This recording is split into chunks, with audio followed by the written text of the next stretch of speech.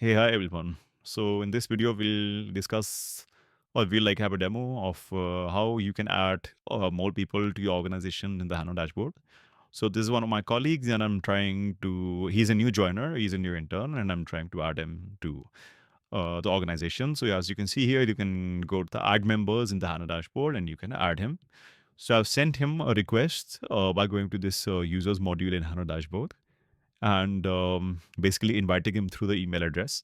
So he will receive a link and he'll have to click on that link, and then he will be taken to the HANA dashboard where he can complete the joining of the organization. So I think he takes a bit of time here to do that particular thing.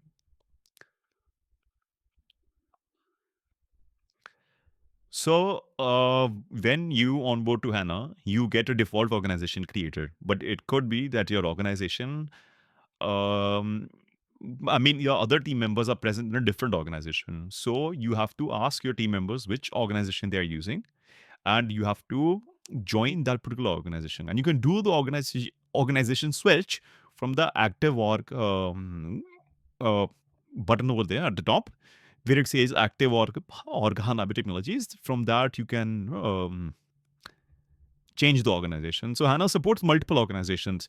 So an organization basically has its data totally scoped to itself. So if you change the organization, rejoin another organization, the memories, the tasks, and all other data for that organization is now accessible to you. But the other organizations that you're part of, their data does not get mixed. So this is the organization scoping that is there in HANA.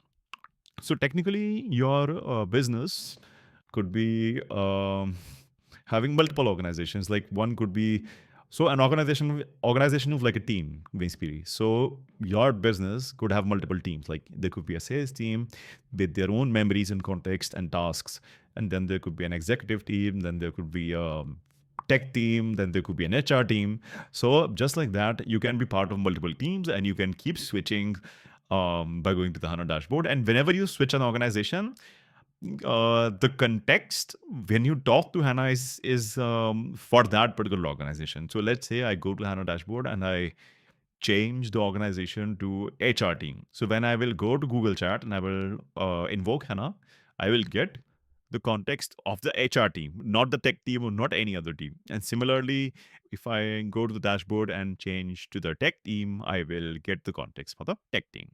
So this is how organizations are totally scoped